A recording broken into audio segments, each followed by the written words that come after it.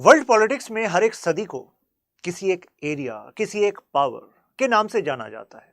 जैसे PACS indica, इसका मतलब है कि एक ऐसा समय जब इंडिया प्रोमिनेंट पावर होगी। पैक्स ब्रिटेकाना, एक समय था जब ब्रिटेन सुपर पावर थी। पैक्स अमेरिकाना, एक टाइम जब अमेरिका सुपर पावर थी। इस सेंचुरी का सबसे बड़ा डेवलपमेंट होगा कि पावर वेस्ट से एशिया की तरफ शिफ्ट होगी और एशिया में कौन इस कंपटीशन में जीतेगा, यानी कि कौन अपने इंटरेस्ट को सिक्योर रखेगा, वो इस रीजन से भी डिसाइड होगा।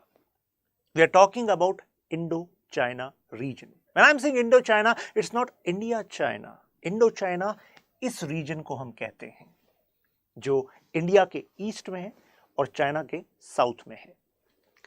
सो why we are stressing so much on this region? इस वीडियो में आपको यही पता लगने वाला है। साथ में लुक ईस्ट पॉलिसी से एक्ट ईस्ट पॉलिसी और उसके बाद अभी क्या डेवलपमेंट चल रहे हैं, जियोपॉलिटिक्स, डिफेंस, सिक्योरिटी, ये सब कुछ हम इस वीडियो में कवर करने वाले हैं। इस वीडियो को सेव कर लीजिएगा, लास्ट में एक क्वेश्चन होगा, बहुत ही जबरदस्त क्वेश्चन है ना। तो यहां पर हो गया, यहां पर साउथ चाइना सी है बीच में मेजर। आप ये देखिए, यहां पर आपका मतलब एक तरफ है पैसिफिक और दूसरी तरफ है इंडियन ओशन और बीच में है ये साउथ चाइना सी, जो एक्चुअली एशिया का जियोपॉलिटिकल कंपटीशन का हॉटस्पॉट है, राइट। ये है वो रीजन, यानी कि Myanmar, Thailand, Laos, Vietnam, Cambodia. अब म्यांमार का बॉर्डर इंडिया के साथ कनेक्टेड है, राइट। वियतनाम खासा परेशान है चाइना से, और यहां पर जो लाओस और थाईलैंड है ये डाइसी सिचुएशन में है। जरा जानते हैं क्या चल रहा है। चाइना की उतना एक्चुअली इनको अपने करीब लाना चाह रहा है, मींस चाइना क्यों इतना पेनिट्रेट करना चाहता है इनकी डोमेस्टिक इकोनॉमी में, इनके फॉरेन अफेयर्स में? कारण देखिए, वो है चाइना की ज्योग्राफी। चाइना इस तरफ से लैंडलॉक्ड है और ये हमारा अक्साई चीन एरिया कब्जा हुआ, इस तरफ चाइना के पाकिस्तान के साथ कोलैबोरेट कर रहा है। उसको पता है कि यहां से यूएसए इज प्रेशराइजिंग चाइना, मतलब बेसिकली काउंटर करने पर लगे हुए हैं। साउथ चाइना सी में उसका कॉन्फ्लिक्ट चल रहा है, ईस्ट चाइना सी में जापान है और उसके पीछे यूएसए है। तो अगर एनसर्कलमेंट चाइना का यहां से होता है तो मुझे बताइए लॉजिकल कि आप अगर इस एरिया को डेवलप करवाना चाहते हैं, मतलब चाइना इस एरिया को डेवलप करना चाहता है, तो उसको कहीं ना कहीं एक रूट चाहिए इंडियन ओशन का। तो वो रूट कहां से आएगा? वो रूट यहां से आएगा कि नहीं आएगा? एक रूट तो वो है जो ये इलीगली ऑक्यूपाइड पाकिस्तान का जो मतलब जो कश्मीर से लेकर जाना चाहता है, और दूसरा आपका ये म्यांमार वाला रीजन है। तो म्यांमार क्रिटिकल हुआ कि नहीं हुआ। और अभी आपको थाईलैंड का भी पता लगने वाला है। कारण क्या है? कुल मिलाकर समझिए कि वो फार सी में अपनी डिफेंस को और ज्यादा स्ट्रांग करना चाहता है, और अगर ये एरिया चाइना की डोमिनेंस में रहा तो चाइना इस रीजन की सी पावर बन जाएगा, वो भी ओनली, राइट। हमारे इंटरेस्ट कॉम्प्रोमाइज हो जाएंगे। एग्जांपल लीजिए थाईलैंड से। थाईलैंड का प्रपोज्ड क्रा कैनाल, आइडिया देख रहे हैं क्या कह रहा है? आइडिया है कि ये थाईलैंड है और यहां पर इसको ब्रेक करके एक कैनाल बना लेते हैं। इसका सबसे बड़ा बेनिफिट किसको होगा? चाइना को। चाइना के पूर्व लीडर मिस्टर हु जिनताओ ने एक वर्ड यूज किया था, मलक्का डिलेमा। चाइना की 80% जो ऊर्जा जरूरतें हैं वो इस एरिया से निकल कर जाती हैं। डिलेमा क्यों है? क्योंकि अगर इंडिया, थाईलैंड और इंडोनेशिया के साथ मिलकर इस रीजन, इस चौक पॉइंट पर अपने आप को स्ट्रॉन्ग कर ले, तो जाहिर सी बात है अगर चाइना के साथ वॉर वाली सिचुएशन, देखिए वॉर वाली सिचुएशन में आपको हर एक पोजीशन जिस पर आप दूसरे को वीक कर सकते हैं उस पर पहले से ही तैयार होना पड़ता है। और वॉर ना हो इसके लिए भी जरूरी होता है कि आपके पास ताकत हो। अब आप थोड़ा ऐसे समझिएगा कि यहां पर है सवांग पोर्ट और इस पर इंडिया अपने आप को स्ट्रॉन्ग कर ही रहा है, राइट। जो हमारा अंडमान एंड निकोबार आइलैंड है, यहां पर हमारी इंटीग्रेटेड कमांड ऑलरेडी आ गई है। हम इसको डेवलप और ज्यादा कर रहे हैं। तो यानी कि चाइना को भी ये बात पता है, यहां पर हम स्ट्रांग हो ही रहे हैं। ये अपना अंडमान एंड निकोबार आइलैंड हो गया। तो अगर इस एरिया को ब्लॉक कर दिया जाए इंडिया द्वारा इन केस ऑफ कॉन्फ्लिक्ट, तो जाहिर सी बात है चाइना को नुकसान हो सकता है। चाइना कह रहा है let's make a canal. Thailand क्या रखा है, बहुत पैसा कमाओगे, देखो स्वेज कैनाल, इजिप्ट ने कितना पैसा कमाया है, तो बहुत फायदा होगा तुम्हें, लेकिन हमें क्या नुकसान होगा? अरे अंडमान एंड निकोबार आइलैंड हमारे एक्सक्लूसिव इकोनॉमिक जोन, वहां पर चाइना की प्रेजेंस आई तो हमारे लिए नुकसान है कि नहीं है? नुकसान है। तो इस वजह से थाईलैंड को अपने करीब रखना होगा। म्यांमार के साथ तो चाइना का लैंड इतना कनेक्टेड है, इंडिया का लैंड भी कनेक्टेड है।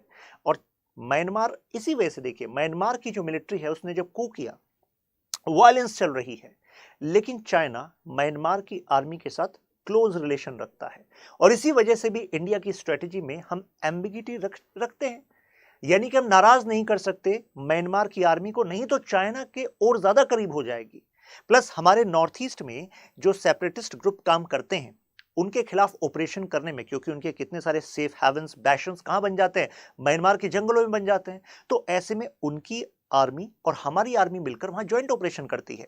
तो ऐसे में म्यांमार के साथ डिफेंस में हम ऑलरेडी स्ट्रांग हैं। लेकिन क्या म्यांमार अपने खुद के इंटरेस्ट जो चाइना से पूरे हो रहे हैं उसको साइडलाइन करके इंडिया के साथ आएगा? जरा देखते हैं। ये देखिए, दो पाइपलाइन दिखा रहा हूं आपको। एक तो है यहां पर ऑयल पाइपलाइन और एक है आपकी गैस पाइपलाइन। ये जो आपको रेड में दिख रही है ना, this is gas pipeline, this oil pipeline. कहां से कहां तक आ रही है? कुनमिंग से लेके क्युकपुक तक, कुनमिंग क्युकपुक के ये नेटवर्क है।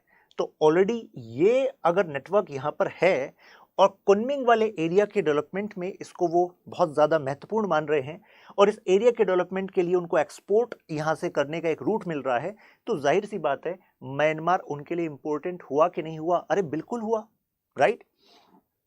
दूसरा, म्यांमार इतने बड़े एरिया का एक्सेस दे रहा है उनको, राइट। और यहां से few hundred miles per Andaman and Nicobar islands हैं। तो ऐसे में वो इंडिया को इन सिचुएशन ऑफ वॉर बैकफुट पर लाने के लिए हो सकता है नाम के लिए कहेगा कि अरे हम क्युकपुक पोर्ट डेवलप कर रहे हैं, लेकिन ये तो सिविलियन पोर्ट है। लेकिन फिर हमने इससे पहले भी देखा है वो सिविलियन के नाम पर फिर मिलिट्री वेजल्स को वहां पर लेकर आते हैं और फिर इसका इस्तेमाल करते हैं। तो इंडिया के इन्फ्लुएंस को डटर करने के लिए इस एरिया का इस्तेमाल चाइना करना चाह रहा है। तो इकोनॉमी तो सबसे पहला तरीका होता है, फिर आगे वो जियोपॉलिटिक्स से जोड़ देता है। चाइना कहता है जी हमारा एंगेजमेंट तो इंडिया से ही पुराना है, इनसे हम तो एथनिक कनेक्शन है, इनसे हिस्टोरिकल टाइज हैं हमारे। और कहते हैं कि देखो आसियान के साथ हमारे भारत से पुराने संबंध हैं इनके साथ। अब फैक्चुअली बात करें तो देखिए, अगर कोई हमसे पहले किसी के साथ बेहतर रिश्ता रखता है तो इसका यह मतलब थोड़ी ना होता है कि फ्यूचर में भी रहेगा ही रहेगा, है कि नहीं? खाली कुर्सी पर तो कोई भी बैठ जाए, मजा कब है? कुर्सी से उठाया जाए और फिर बैठा जाए। तो ऐसा ही कुछ आसियान के साथ होता हुआ यहां पर दिख रहा है। तो जी हां, आसियान के साथ चाइना हमसे पहले डायलॉग पार्टनर बन गया था 1990s। और उसका एक बड़ा कारण भी था, क्योंकि चाइना बहुत ही ज्यादा फेवरेबल ट्रेड एक्चुअली एंगल इनके साथ रखता था। और जब इनके यहाँ एशियन फाइनेंशियल क्राइसिस आए थे तो तब तक चाइना एक्सपोर्ट का लेवरेज लेकर, क्योंकि 1979 में चाइना ने अपनी इकोनॉमी को ओपन करना स्टार्ट कर दिया था। डेंग जियाओपिंग वहां पर लीडर थे, उन्होंने कहा कि हम मॉडर्नाइज करेंगे। तो इतने समय में उनके पास ह्यूज अमाउंट ऑफ डॉलर भी इकट्ठा होने लग गए थे। तो इन एशियन फाइनेंशियल क्राइसिस में उन्होंने कहा कि चाइना कह रहा है टेंशन मत लो, पैसा बहुत है अपने पास, हम सपोर्ट करेंगे। तो ऐसे में आसियान देशों को भी लगा कि यार चाइना को तो साथ लेकर चलना पड़ेगा, जिसके पास पैसा तो इसका मतलब वो मजबूत है, और मजबूत है तो जब आपके यहाँ क्राइसिस आएंगे तो वो सपोर्ट कर सकता है, राइट। तो that's why China got this leverage. और पिछले कुछ समय में जब हमने ईयर ऑन ईयर का डेटा देखा तो पता लगा कि जो ट्रेड है कंबोडिया के साथ 21%, लाओस के साथ 30%, म्यांमार 23%, थाईलैंड 12%, वियतनाम 25%। तो इस तरीके से हमने एनुअल ग्रोथ देखी है। उसके बाद शी जिनपिंग कह रहे हैं कि अब तो अभी तक तो आपने ट्रेलर देखा है, जो बिग पिक्चर है वो हम बीआरआई में दिखाएंगे। दे आर सेइंग कि बीआरआई से सबको बहुत ज्यादा फायदा होगा। सबको का मतलब यह है कि बीआरआई के प्रोजेक्ट को बनाने के लिए जो पैसा लगेगा चाइना देगा, तो जाहिर सी बात है सोवरेनिटी के कॉम्प्रोमाइज होने का बहुत ज्यादा चांसेस बने रहेंगे, क्योंकि इतनी जल्दी वहां से रिटर्न आने वाले नहीं है। तो ये भी एक एंगल है, इंडिया इन देशों को आगाह भी करना चाहेगा। हमने क्या किया इस एरिया के लिए? हमने लुक ईस्ट पॉलिसी स्टार्ट की। और लुक ईस्ट पॉलिसी का जब टाइमिंग देखिएगा, it is connected to India's LPG, liberalisation, privatisation, globalisation. हमसे पहले ही आसियान देशों ने अपनी इकोनॉमी में कैपिटलिस्टिक ट्रेंड रखे थे। तो कहने का मतलब हुआ कि इंटरनेशनल ट्रेड से वो बेनिफिट लेने लग गए थे। तो हमने सोचा कि व्हाई नॉट अस, तो हम भी वहां से इन्वेस्टमेंट अट्रैक्ट करेंगे। कारण देश जैसे कि मलेशिया, देश जैसे कि सिंगापुर, इन्होंने बहुत सस्ता टैक्स रखा, मतलब बहुत ही कम टैक्स रखा। तो कितनी बड़ी बड़ी कंपनियों ने यहां पर अपने हेडक्वार्टर खोल दिए। तो यानी कि यहां से इंडिया में इन्वेस्टमेंट आ सकता था, बिल्कुल आएगा। जब हमने एलपीजी कर ही रहे हैं तो कम से कम जहां से इन्वेस्टमेंट आना है उनके साथ रिश्ते तो बेहतर करेंगे कि नहीं करेंगे। Now coming forward, look east policy. तो लुक ईस्ट पॉलिसी ने एक तो जो ट्रेड बैरियर्स थे उसको रिड्यूस किया कि आप हमारे साथ व्यापार अब आसानी से कर सकते हैं, राइट। तो आसियान ने कहा ठीक है भाई, ये तो अच्छी बात है, हम इंप्रूव करेंगे ट्रेड को। तो ऐसे में हमने कहा कि देखो इकोनॉमिक एंगल है तो चलो हम डायलॉग पार्टनर बन जाते हैं। 1996 में हम डायलॉग पार्टनर बन गए, फिर समिट लेवल पार्टनर बन गए, मतलब ये स्टेजेस होती है। फिर 2010 में फ्री ट्रेड एग्रीमेंट भी हमने साइन किया। फिर हमने इनके अलग जो ग्रुपिंग्स है, जैसे कि इस एरिया की ईस्ट एशिया समिट हुई, आसियान रीजनल फोरम हुआ। तो यानी कि इसके तरह हम देख रहे हैं कि हमारा दर्जा आसियान में लगातार बढ़ रहा था, राइट। अब प्रो एंड कॉन्स देखते हैं एलईपी के। लुक ईस्ट पॉलिसी में कुछ खामी होगी तभी तो एक्ट ईस्ट पॉलिसी आई है कि नहीं। तो इंडिया ने लिबरलाइज किया अपनी इकोनॉमी को, जीडीपी पर कैपिटा में कुछ बूस्ट आया, राइट। रिडक्शन जैसे हमने टैरिफ में किया, तो मतलब टैरिफ का मतलब होता है इंपोर्ट टैक्स, इंपोर्ट ड्यूटी में कमी करेंगे तो कैपिटल फ्लो तो आएगा। लेकिन मुद्दा यह है कि क्या हमने जियोपॉलिटिक्स पर उतना फोकस किया था उस समय? नहीं किया था। हमारा फोकस था कि भाई एम्प्लॉयमेंट अपॉर्चुनिटीज बढ़ जाएं, बढ़ गई। मलेशिया से इन्वेस्टमेंट, सिंगापुर से इन्वेस्टमेंट आने लग गया। इंटीग्रेशन किया, लेकिन इकोनॉमिक एंगल पर जो रीजन हमसे छूट गया वो था north eastern region. North east reason को हमें एक्सेस बनाना चाहिए था, ये एक पर्सपेक्टिव आता है। यानी कि जब तक इंडिया का नॉर्थ ईस्ट सेंट्रल नहीं होगा, जो भी काम हम करेंगे साउथ ईस्ट एशिया के साथ कनेक्ट करने में, तब तक मुझे बताइए क्या वो पॉलिसी में स्ट्रेंथ आ सकता है? नहीं। और ये इसलिए भी क्योंकि यहां पर जो अलगाववादी ताकतें, सेपरेटिस्ट काम करते हैं, तो जैसे ही यहां पर इन्वेस्टमेंट होगा, जॉब बढ़ेगी, तो ऐसे में उनकी मूवमेंट को कोई हवा देने वाला होगा नहीं। कुल मिलाकर बात यह है। तो एक्ट ईस्ट पॉलिसी में हमने अपना विशेष फोकस इस पर रखा है, राइट। तो अभी हमने देखा कि लुक ईस्ट पॉलिसी के समय कि भाई केवल इकोनॉमिक एंगल पर फोकस करने से ट्रेड भी नहीं बढ़ता। कई बार ऐसा होता है, रिश्ते कब बेहतर बनते हैं, अगर आप दो और कारणों से भी दूसरों के लिए इंपॉर्टेंट हो जाए ना, तो वो सोचते हैं यार ट्रेड भी इनके साथ ही कर लेते हैं। तो यानी कि अगर उनको डिफेंस की जरूरत है और आप डिफेंस प्रोवाइड कर रहे हैं, दे विल सी कि okay now we have to open this area, let's give some favour to this particular nation because this is our friend, है ना। तो इस वजह से हमें मल्टी प्रोंग्ड स्ट्रेटजी रखनी चाहिए। हालांकि क्योंकि हमें चाइना के एंगल को यहां से साइडलाइन करना है, कुल मिलाकर बात यह है, तो रियलिस्टिक भी होना पड़ेगा। फिलहाल चाइना हमसे काफी आगे है in terms of total trade. जरा आसियान का टोटल एफडीआई इनफ्लो देखिए बाय सोर्स, तो हम भी आसियान में इन्वेस्ट करते हैं, ठीक है। तो 2018 में देखिए 1516.1 ये यूएस मिलियन डॉलर में है, ठीक है। लेकिन यहां पर है 9940। तो जाहिर सी बात है चाइना जो है ज्यादा एफडीआई वहां पर कर रहा है, ज्यादा इन्वेस्टमेंट वहां पर कर रहा है। एफडीआई फॉरेन डायरेक्ट इन्वेस्टमेंट कर रहा है, यह स्थायी निवेश है, राइट। तो दिस इज अ चैलेंज। अब फैक्टर्स क्या हैं जिसकी वजह से एक लिमिटेड कनेक्टिविटी रह गई? तो एक आसियान देश खुद कहते हैं कि देखो अभी भी आपके जो टैरिफ बैरियर्स है वो हाई हैं, यानी कि it needs to be reduced. दूसरा कहते हैं कि फिजिकल कनेक्शन अभी काफी कम है, means network of infrastructure is needed. अब म्यांमार का एग्जांपल देता हूं। कहा जाता है करीब 15% के आसपास डोमेस्टिक रोड्स हैं म्यांमार की जो पेव्ड हैं फुल्ली, यानी कि जहां से ट्रक्स की आवाजाही हो सकती है। तो अगर इंडिया यहां पर ट्रेड करना चाहता है, भाई म्यांमार है, थाईलैंड है, फिर लाओस, कंबोडिया, वियतनाम, तो सबसे पहले सामान को यहां से ले जाना पड़ेगा ना। अब यहां सड़कों की कमी है, कैसे लेकर जाओगे? 15% की सड़कें हैं जो पेव्ड हैं।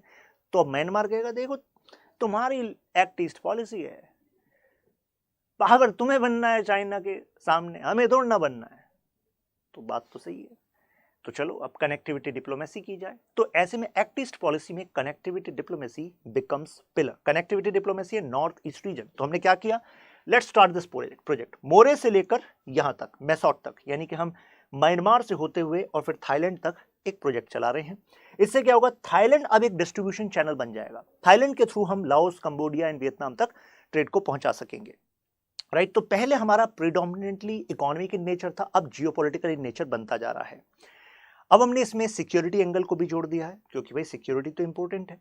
तो ऐसे में हम कह सकते हैं कि अब एक्ट ईस्ट में ASEAN as a grouping became an anchor. तो देखिए अगरतला अखौरा रेलवे लिंक हो गया, ये इंटर मॉडल ट्रांसपोर्ट हो गया, कालादान मल्टी मॉडल प्रोजेक्ट हो गया जो कोलकाता से लेकर सितवे प्रोजेक्ट जो म्यांमार में है उससे फिर ऊपर north east, road and bridges हो गए। तो एक तरीके से ऐसा समझ लीजिए कि अभी ये आसियान जो है ये चाइना में हो रखा है, मीन्स चाइना के पैसे में, चाइना के प्रोजेक्ट्स में, चाइना के एफडीआई में डूबा हुआ है, और इसको बचाने का एक ही सहारा है, वो है इंडियन शिप। तो इंडियन शिप बीच में से आता जा रहा है, आसियान को भी इंतजार है बचा लो, तो we are coming there, right.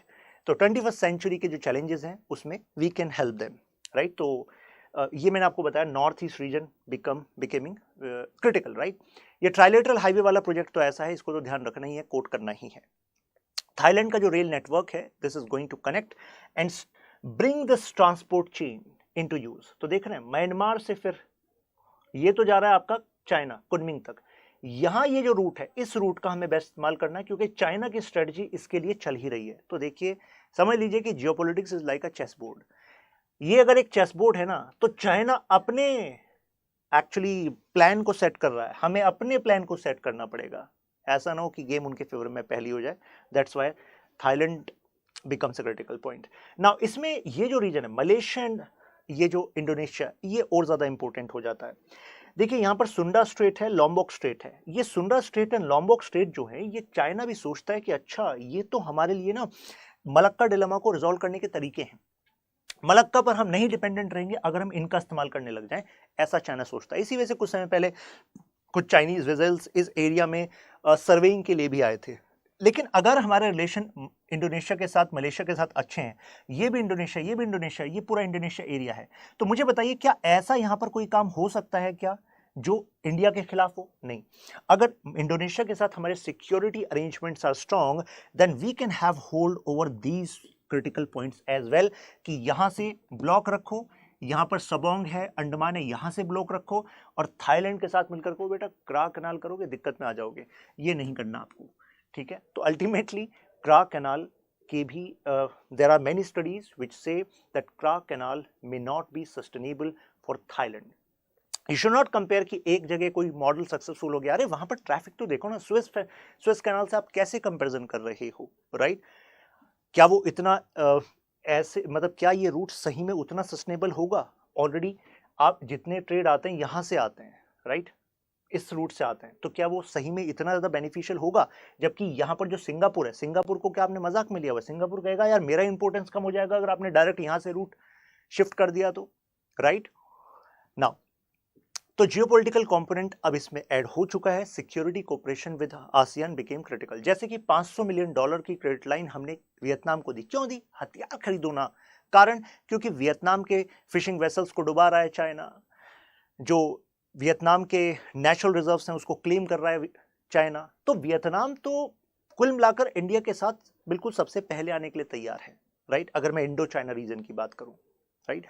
देखिए यहां पर हमने जॉइंट विजन स्टेटमेंट साइन की थी 2015 से 20, और यहां पर हमने ऑलरेडी सिक्योरिटी कोऑपरेशन को इंटेंसिफाई करने की बात कर चुके हैं, जॉइंट मिलिट्री एक्सरसाइज हमने स्टार्ट कर दिया। तो कहने का मतलब ये हुआ कि इस एरिया में we have actually developed a say which can counter China, right.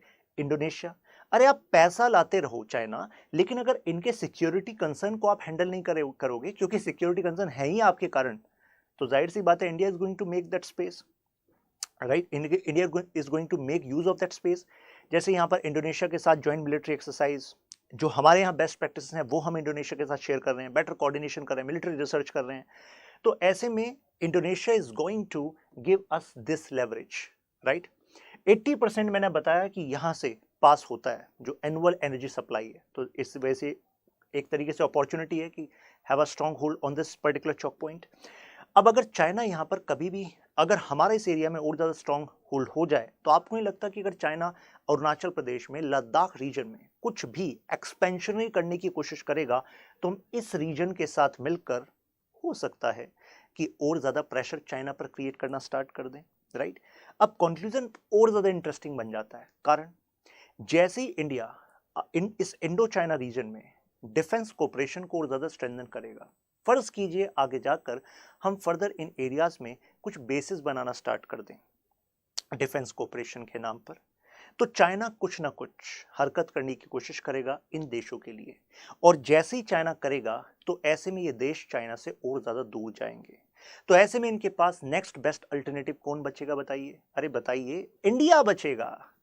तो it would be a situation like damn if you do and dam if you don't do. तो करो तो गए और नहीं करो तो गए, ये वाली सिचुएशन हो जाएगी। Now analyse the significance of Indo China region for India. अरे अब तक इतनी सारी आपको रीजंस बता दिए, तो ये तो पता लग गया होगा। Also highlight the transition of look east से एक्ट ईस्ट, तो ये भी इसी डिस्कशन में आपको पता लग गया है।